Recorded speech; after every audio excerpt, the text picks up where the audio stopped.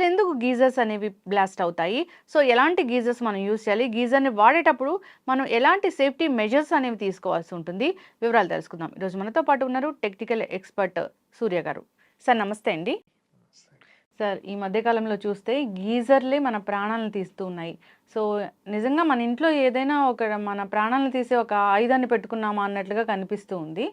So, ప్రతి చోట ఎక్కడో ఒక చోట ప్రతిరోజు ఏదో ఒక న్యూస్ వింటూనే ఉన్నాం. గీజర్ నుంచి గ్యాస్ లీక్ అయింది. గీజర్ పేలి చనిపోయారు ఇలాగా. ఏంటి అసల గీజరు? ఎందుకు గ్యాస్ లీక్ అవుతది? ఎందుకు పేలిపోతది? యాక్చువల్లీ గీజర్ గురించి చెప్పుకోవాలంటే మెయిన్ వచ్చేసరికి అక్కడ వచ్చేసరికి ఉండేది ఎలక్ట్రిసిటీ. ఆ! ఎలక్ట్రిసిటీ ఏంటంటే మనం ఇంట్లో వాడుతున్న వస్తువుల్లో హ్మ్. మొత్తం అన్ని ఎలక్ట్రిసిటీతో వాడడం వల్ల ప్రస్తుతం ఉన్న రోజుల్లో ఇంకా వేరే ఆల్టర్నేట్ లేదు. హ్మ్. ఎలక్ట్రిసిటీతో వాడడం వల్ల తప్పకుండా మన దీన్ని కూడా హీటింగ్ ఎలిమెంట్ని కూడా మనం దీని ద్వారా వాడాల్సి వస్తుంది. హ్మ్.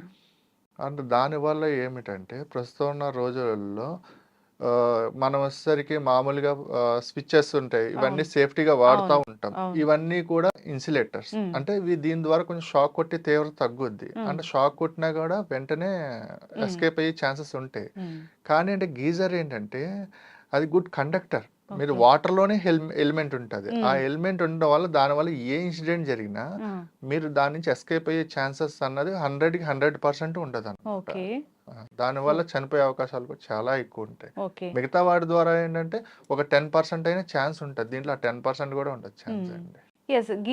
గీజర్‌లో గ్యాస్ లీక్ అవుతది అనేది ఎందుకు సార్? ఎలాంటి కండిషన్స్‌లో ఉంటుంది? గ్యాస్ లీక్ అవ్వడం అంటే మన గీజర్‌లో టెంపరేచర్ సెటప్స్ ఉంటాయండి. హ్మ్. ఆ టెంపరేచర్ సెటప్స్‌లో థర్మోస్టాట్ అని ఉంటది ఒకటి. హ్మ్. అదేంటంటే టెంపరేచర్ ఎక్కువైనప్పుడు ఆ హీటింగ్ ఎలిమెంట్‌ని ఆఫ్ చేస్తా ఉంటది. హ్మ్. మళ్ళీ అది ఎప్పుడైతే తక్కువయిందో మళ్ళీ ఆన్ చేస్తా ఉంటది. హ్మ్. అది ఫెయిల్ అయినప్పుడు ఇది ఓవర్ టెంపరేచర్ బాయిల్ అయిపోతది వాటర్. హ్మ్. ఆల్రెడీ ప్రెషర్ బిల్డప్ అవుతది. హ్మ్. దాంట్లో అక్కడ ప్రతి గీజర్‌కి ప్రెషర్ లీకేజ్ సిస్టమ్ ఉంటదక్కడ. హ్మ్. ఆ లీకేజ్ సిస్టమ్ కూడా ఫెయిల్యూర్ అయితే మీకు ఆ ప్రెషర్ ఎక్కువ బిల్డ్ అయ్యి బ్లాస్ట్ అయ్యే అవకాశాలు ఉంటాయి. ఓకే. హ్మ్. అంటే మరి 1, 2 అలా ఉంటాయి గదా! ఏ ఏ దేంట్లో పెడితే సేఫ్‌గా ఉంటుంది? మీడియం పెట్టుకుంటే బెటరు. ఆ! అది కూడా థర్మోస్టాట్ లేనప్పుడంటే గనక ఇంకా ఆటోమేటిక్‌గా ఫెయిల్యూర్ జరిగిపోయినట్టే అక్కడ మీకు ఓకే. అది. మీకు థర్మోస్టాట్‌లో పెడితే థర్మోస్టాట్ అన్నది ఒక హీట్ అది మనకేంటి ఒక సెన్సార్ అన్నమాట. హ్మ్. ఆ సెన్సార్ అంటే ఇప్పుడు మీడియం పెట్టారంటే ఒక 60 డిగ్రీస్ అనుకోండి. ఆ హ్మ్. 60 డిగ్రీస్ వచ్చినప్పుడు కట్ ఆఫ్ చేస్తదది. ఓకే. మళ్ళీ అది ఎప్పుడైతే డిక్రీజ్ అయిందో అప్పుడు హ్మ్. మళ్ళీ ఆన్ చేస్తదన్నమాట. హుహు. ఆటో కట్ ఆఫ్ చేస్తదన్నమాట. ఓకే. ఇక అదే థర్మోస్టాట్ ఫెయిల్ అయినప్పుడు దానికి కట్ ఆఫ్ ఆ! ఉండదు ఇంకా మీకు. కంటిన్యూ బాయిల్ అవ్వడం వల్ల మీరైనా ప్రెషర్ కుక్కర్ ఉంటది. అవును. ప్రెషర్ కుక్కర్ మీరు ఆన్ చేస్తారు. హ్మ్. దానిలో టెంపరేచర్ పెరిగి బిల్డప్ అయ్యే కదా ప్రెషర్ అవును. బయటకొస్తుంది. ఎప్పుడైతే ఆ ప్రెషర్ మీరు కుక్కర్‌లోంచి బయటికి రాలేదో, హ్మ్. అప్పుడు ఆటోమేటిక్‌గా ప్రెషర్ కుక్కర్ కూడా బ్లాస్ట్ అవుతది. హ్మ్. సేమ్ ఇది కూడా అంతే. ఇక్కడ టెంపరేచర్ అయ్యి, వాటర్ బాయిల్ అయ్యి, ఎవాపరేట్ అయ్యి, ఒక ప్రెషర్ బిల్డప్ అవుతుంది. హ్మ్. ఆ ప్రెషర్ బిల్డప్ అవ్వడం వల్ల ఏంటంటే, అది ఇంకా దాన్ని ఇంకా స్ట్రెంత్ కోల్పోతుంది. ఇంకా హ్మ్. బ్లాస్ట్ అవ్వడం ఈ జరుగుతుంది. థర్మోస్టాట్ అన్నారు. ఇది ఎలాంటి సందర్భాల్లో ఫెయిల్ అవుతది? చెప్పలేమండి హ్మ్. సెన్సార్ ఎప్పుడైనా ఫెయిల్ అవ్వచ్చు. మీరు కొత్త దాంట్లో కూడా ఫెయిల్ అవ్వచ్చు. హ్మ్. మీ చాలా ఇంటర్నేషనల్ బ్రాండ్ కొన్నాము. మా గీజర్ పాడైపోయింది అని చెప్తూ ఉంటారు. ఒక రకంగా చెప్పాలంటే గీజర్‌లో నేషనల్ లేదు, లోకల్ లేదు. హ్మ్. ఏదైనా సరే జాగ్రత్తలు తీసుకోకుండా వాడితే మట్టికి హ్మ్. అన్‌సేఫే అండి. ఓకే. గీజర్‌ని సేఫ్‌గా వాడుకోవాలంటే ఎలాగా?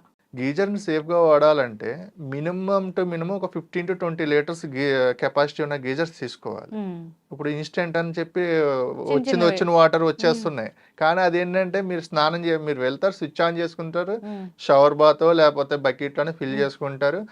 అది అది ఫెయిల్ అయిందంటే ఇమ్మీడియేట్‌గా షాక్ కొడతది. మీరు అక్కడే ఉంటారు. చుట్టూరు వాటర్ ఉంటది. ఇంక హ్మ్. ఎస్కేప్ అయ్యే ఛాన్సెస్ ఉండవు. హ్మ్. డైరెక్ట్ బాడీ షాక్ కొడతది. హ్మ్. ఇక మనం అంతా కొలాప్స్ అయ్యి అవును. ఇదే సిట్యుయేషన్‌కి ఒక ఇన్సిడెంట్ చెప్తున్నాను. హ్మ్. మీకు మెహదీపట్నం దగ్గర లంగర్ హౌస్ అని ఒకటుంది. హ్మ్. అక్కడ ఎంబీబీఎస్ డాక్టర్ హ్మ్. న్యూలీ మ్యారీడ్ అయ్యింది. హ్మ్. జస్ట్ ఒక 6 మంత్స్, 1 ఇయర్ లోపే అవుతుంది హ్మ్. ఇన్సిడెంట్. వాళ్ళ వాళ్ళ ఫ్యామిలీ పెట్టేసి వాళ్ళ తల్లిదండ్రులందరూ వెళ్ళిపోయారు. వెళ్ళిపోయాక ఒక 15 డేస్‌కో ఎప్పుడో ఈమె లేడీ ఎవరైతే ఉన్నారో హ్మ్. ఈమె వెళ్ళి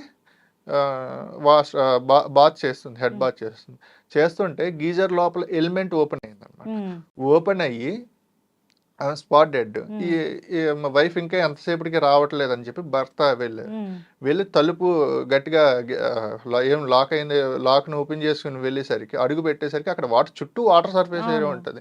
వెంటనే అతను కూడా స్పాట్ డెడ్. ఓహ్! ఇంక వీళ్ళు ఎంతటికి ఫోన్లు చేస్తే రిప్లై ఇవ్వట్లేదని వచ్చి చూసేసరికి మొత్తం ఇద్దరు హ్మ్. డెడ్ అయి ఉన్నారు. హ్మ్. ఇలాగేంటంటే ఇన్స్టెంట్ గీజర్స్ని ఎప్పుడు రికమెండ్ చేయకూడదు. ఓకే. ఇన్స్టెంట్ గీజర్ రికమెండ్ చేయడం వల్ల అంటే ఫెయిల్యూర్ దాంట్లో మామూలు దాంట్లో కన్నా ఎక్కువ ప్రమాదాలు జరిగే అవకాశం ఉంది.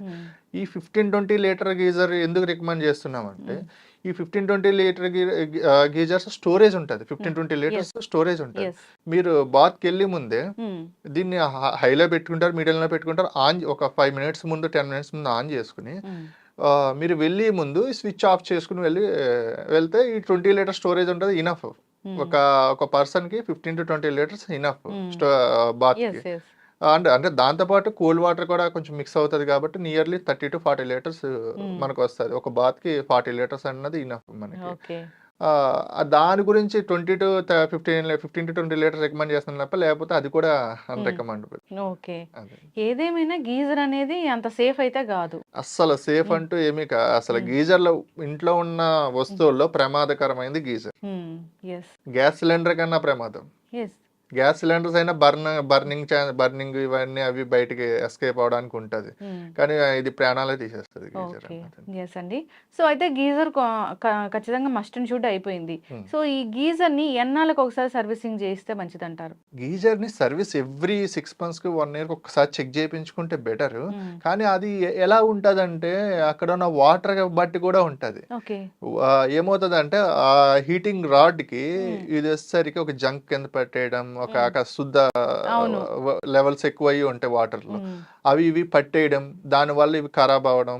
ఇలా ఇంకొకటి ఏంటంటే కంపెనీలు మంచి క్వాలిటీ మెటీరియల్ యూజ్ చేయకపోవడం, లేకపోతే ఓవర్ హీట్ ఓవర్ టెంపరేచర్ లో ఇది చేయడం. ఒక రకంగా చెప్పాలంటే గీజర్ని సర్వీస్ చేసినా చేయకపోయినా మినిమం సేఫ్టీ తీసుకుని 15-20 లీటర్స్ ఏదైతే చెప్పానో ఆ వేలో వెళ్ళడం బెటర్. ఎంత సర్వీస్ చేసినా ఏం చేసినా. ఇంకొకటి గీజర్లో సర్వీస్ చేస్తే అప్పుడు దాకా లేని ప్రాబ్లమ్స్ కూడా రావచ్చు సర్వీస్ చేయడం వల్ల. ఏంటంటే అప్పుడు దాకా టెక్నికల్ పర్సన్ ప్రాపర్ ఎక్స్పీరియన్స్ అయి ఉండాలి, లేదంటే ప్రాపర్ గా చేయకపోయింది జస్ట్ అతను మిస్టేక్ వాళ్ళు కూడా అవ్వచ్చు. సో ఈ జంక్ పట్టేస్తుంది అని అన్నారు. Depends on water. అలాంటి వాటర్స్ ఉన్నప్పుడు అసలు గీజర్ ని మనం సజెస్ట్ చేయకపోవడమే మంచిదేమో. 100%. ఇది వరకు మెథడ్సే బెటర్. గ్యాస్ స్టవ్ మీద లేకపోతే పొయ్యిల మీద కాగబెట్టుకుని చేసేవారు. ఈ గీజర్స్ ఏంటంటే రోజుకి కొంచెం మీకు బయటికి రావట్లేదు కానీ చాలా నెంబర్ ఆఫ్ డెత్స్ ఉంటున్నాయి రోజు ఓన్లీ గీజర్ వల్ల. ఓకే. గీజర్ వల్ల మనకి ఎలాంటి ఇబ్బంది కలగకూడదంటే ఇక ఖచ్చితంగా వాడుతున్నాం కాబట్టి సో ఒక 5 minutes ముందు దాన్ని ఆన్ చేసి తర్వాత స్నానానికి వెళ్ళేటప్పుడు ఆఫ్ చేసుకొని వెళ్ళడం ఒక సేఫ్టీ మెజర్. అది కూడా మినిమం 20 లీటర్స్ అలా కెపాసిటీ ఉన్నది తీసుకోవాలి, ఆ స్టోరేజ్ ఉన్నది నోట్ చేసుకోవాలి అందరూ ఖచ్చితంగా. చాలా మంది ఇన్స్టెంట్ గీజర్స్ చిన్న చిన్న గీజర్స్ వాడుతూ ఉన్నారు, అసలు సేఫ్ కాదు. మార్కెట్ లో చాలా ఉన్నాయి. ఇప్పుడు మీరు గీజర్స్ ఒకటే అనుకుంటున్నారు, బకెట్ వాటర్ హీటర్స్ ఇవన్నీ చాలా ఉన్నాయి. యాక్చువల్లీ ఇవి ఈ హీటింగ్ ఎలిమెంట్ అన్నది ఓన్లీ గీజర్స్ ఇక్కడ బకెట్ వాటర్ హీటర్సే కాదు, కుకింగ్ ఇండస్ట్రీస్ లో కూడా వాడతారు. మీకు ఎగ్జాంపుల్ KFC ఉంటది, ఫ్రై చేస్తా అంటే అక్కడ హీటింగ్ ఎలిమెంటే ఉంటది, కానీ అది సేఫ్ మెథడ్ లో వాడతారు వాళ్ళు. అక్కడ ఏంటంటే మన కుకింగ్ ఇండస్ట్రీలో ఆయిల్ ఫ్రైస్ ఇవన్నీ చేస్తారు కదా, అక్కడ కూడా ఏంటంటే మనం ఏంటంటే దాంట్లో కాంటాక్ట్ అయ్యి రేషియో తక్కువ ఉంటుంది. కానీ ఇక్కడికి వచ్చేసరికి కాంటాక్ట్ అయ్యి రేషియో అంటే మనం దాన్ని డైరెక్ట్ కాంటాక్ట్ చేయకపోయినా ఈ వాటర్ బాడీ ద్వారా కాంటాక్ట్ అయిపోతుంది. అయితే జంక్ పట్టేస్తుంది లేదా అప్పుడప్పుడు కొంచెం కొంచెం నలకల్లాగా వస్తుంటాయి.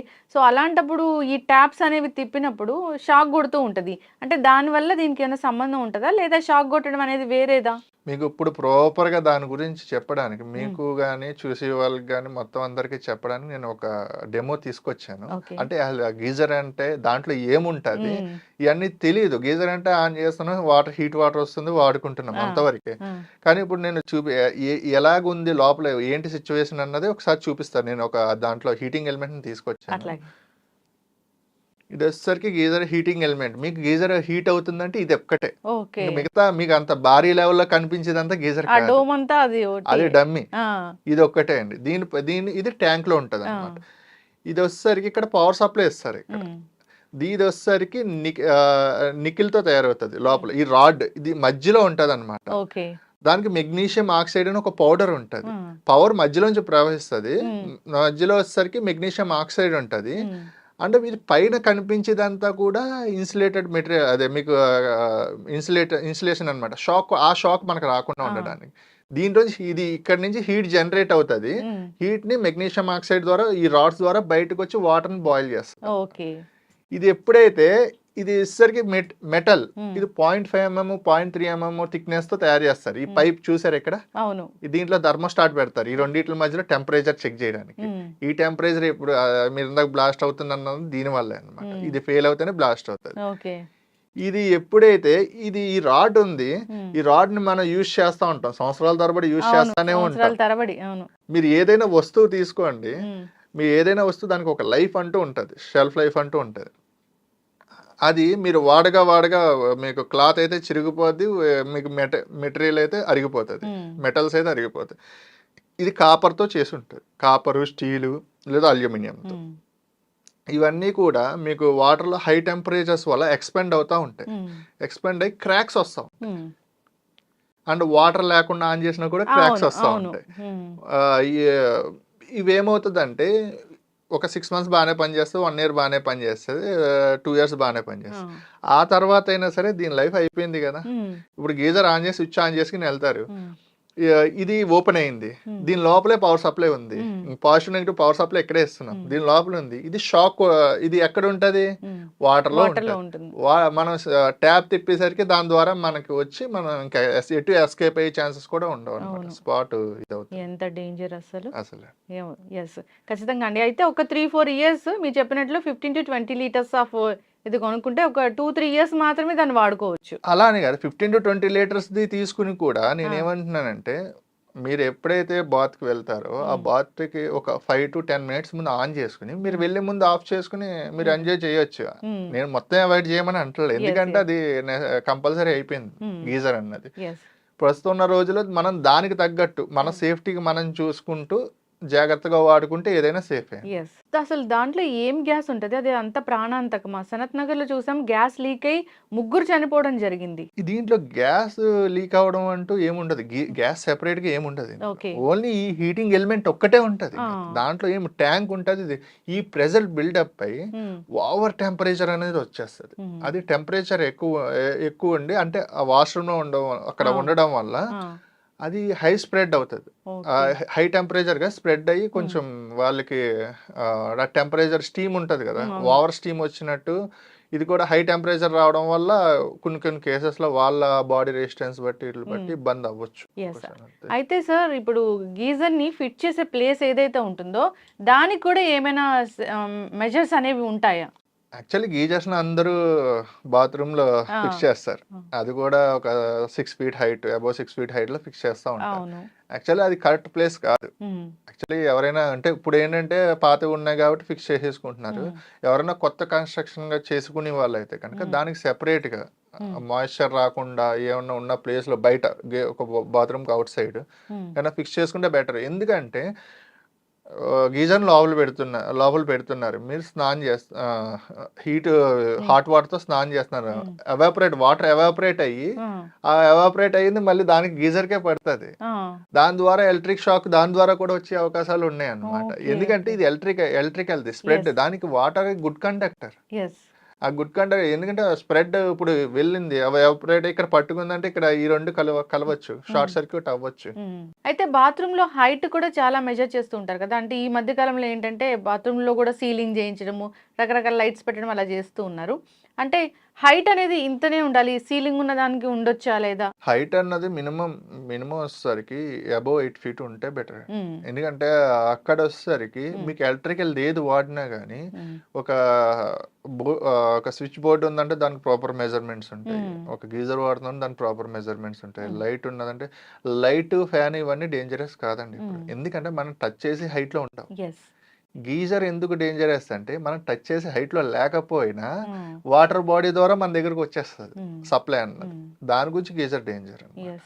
ఇది అపార్ట్మెంట్ కల్చర్లో ఇందాక నేను మాట్లాడినప్పుడు మీరు అన్నారు, సో ఎక్కడ అంటే ఆ ఫ్లాట్స్లో ఎక్కడ గీజర్ ప్రాబ్లం వచ్చినా కానీ సో మిగతా ఫ్లాట్స్ అన్నిటికీ కూడా వస్తుంది అని, అది ఎలాగా? అది ఎలాగంటే ఇప్పుడు అపార్ట్మెంట్ 2 పోర్షన్స్ ఉంటాయి, ఇటు ఒక పోర్షన్ ఇటు ఒక పోర్షన్, ఇటు ఒక పైప్ లైన్స్ ఉంటాయి, ఇటు ఒక పైప్ లైన్స్ ఉంటాయి. ఒక 10 floors ఉందనుకోండి, ఇటు ఒక పైప్ లైన్ వెళ్తుంది, ఇటు ఒక పైప్ లైన్ వెళ్తుంది. కానీ పైప్ లైన్ కామన్, అందరికి పైప్ లైన్ కామనే, గీజర్ ఒకటే ఉంటుంది. ఉమ్, గీ దానివల్ల అంటే గీజర్ ఎక్కడ ఫెయిల్ అయినా సరే ఈ పైప్ లైన్ ద్వారా, ఈ వాటర్ ద్వారా, ఆ వాటర్ బాడీ ద్వారా వచ్చి షాక్ కొట్టే అవకాశాలు ఉన్నాయి. ఓకే. ఒక ఇన్ కేస్ ఒక 9th ఫ్లోర్లో షాక్ ఉమ్, ఫెయిల్ అయింది గీజర్, ఉమ్, పవర్ సప్లై హెవీగా వస్తుందంటే ఉమ్, ఇటు పై వాళ్ళకి 10th ఫ్లోర్ వాళ్ళకి కొడుతుంది, గ్రౌండ్ ఫ్లోర్ వాళ్ళకి కూడా వస్తుంది షాక్. అంటే ఆ షాక్ అంటే అంత లాంగ్ క్యారీ వెళ్ళేసరికి కొంచెం తీవ్రత తగ్గొచ్చు కానీ ఉమ్. కానీ షాక్ అయితే కొడుతుంది. ఓకే. జనరల్ గా కూడా ట్యాప్స్ షాక్ కొడుతూ ఉంటాయి కదా, సో అది కూడా ఈ గీజర్ ఏనా? వీటి ఇన్సిడెంట్ ఆ, అండ్ కొంతమంది ఉమ్, ఎర్తింగ్ న్యూట్రల్ ప్లేస్ లో ఎర్త్ ప్లేస్ లో న్యూట్రల్ ఇవ్వడం వల్ల కూడా అలాంటి షాకులు కూడా వస్తూ ఉంటాయి. ఓకే. చాలా డేంజర్ అయితే. డేంజర్. ఎస్, ఖచ్చితంగా అండి జాగ్రత్తలు తీసుకోవాలని కోరుకున్నాము. సో అది మెజర్ ఎలా ఉండాలి, ఇప్పుడు మీరు అన్నారు గీజర్ బయట కూడా పెట్టొచ్చని, అలాంటి ఆప్షన్ ఉండేలాగా ఇంకా కన్స్ట్రక్షన్ అనేది చేసుకోవాలని కోరుకున్నామండి. అది చిన్నదండి, ఉమ్, ప్రికాషన్స్ ముందే బిల్డింగ్ కన్స్ట్రక్షన్ చేసినప్పుడు తీసుకుంటే బెటర్. ఇంకా అవును. పాతగా ఉన్న వాళ్ళైతే ఇంకేం చేయలేరు, ఉన్నదాన్ని ఇట్లా ఉమ్, సేఫ్ గా వాడుకోవడమే. కొత్త ఆఫ్ వాళ్ళ చేసి మట్టుకు కొన్ని ఉమ్, జాగ్రత్తలు తీసుకుని దానికంటూ ఒక ప్రాపర్ గా ఉమ్, డెడికేట్ గా ప్లేస్ కేటాయించుకుంటే బెటర్. ఉమ్. మనం ప్లగ్ అనేది పెట్టి ఉంచుతాం కదా, అలా ఉంచొచ్చా? ఉంచొచ్చా అంటే కొన్ని సిచ్యువేషన్స్ లో అక్కడ ఏంటంటే వైరింగ్ ఇష్యూస్ ఉంటే ఉంచకూడదు. ఉమ్, నార్మల్ గా అయితే కనుక కామన్ గా అందరి దగ్గర పెట్టే ఉంటుంది. అవును. కానీ గీజర్ విషయంలో ఏంటంటే మీకు అక్కడ న్యూట్రల్లో లీకేజ్ వచ్చినా ఉమ్, మీకు ఇక్కడ షాక్ కొట్టే అవకాశాలు కూడా ఉంటాయి. ఓకే. ఉంచకుండా ఉంటే బెటర్. కానీ ఏంటంటే గీజర్కి అందరు స్విచ్ పెడతా ఉంటారు. ఉమ్, స్విచ్ కాకుండా 2 పోల్ ఎంసీబీ ఉంటుంది, అది పెట్టుకుంటే బెస్ట్ అండి స్విచ్ ఉమ్, కన్నా. ఓకే. అంటే ఎందుకంటే స్విచ్ వచ్చేసరికి ఫేజ్ని ఆఫ్ చేస్తారు, ఆ, న్యూట్రల్ని ఆఫ్ చేయరు అక్కడ. ఓకే. ఓకే. కొన్ని సిచ్యువేషన్స్లో లీకేజ్ కరెంట్లు జనరేట్ అయ్యి అంటే హెవీ షాక్ కాదు కానీ కొంచెం తిమ్మిరి ఎక్కడం ఉమ్, ఇట్లాంటివి వస్తూ ఉంటాయి. ఎస్ అండి, అదే. ఖచ్చితంగా.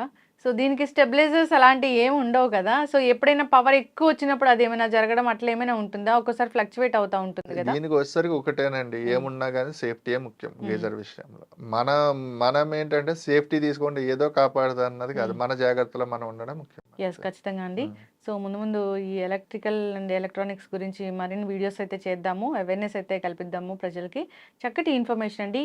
ఈ మెజర్స్ అన్ని పాటిస్తూ అందరూ హ్యాపీగా ఉండాలని కోరుకున్నాం. ధన్యవాదాలు సార్. Thank you.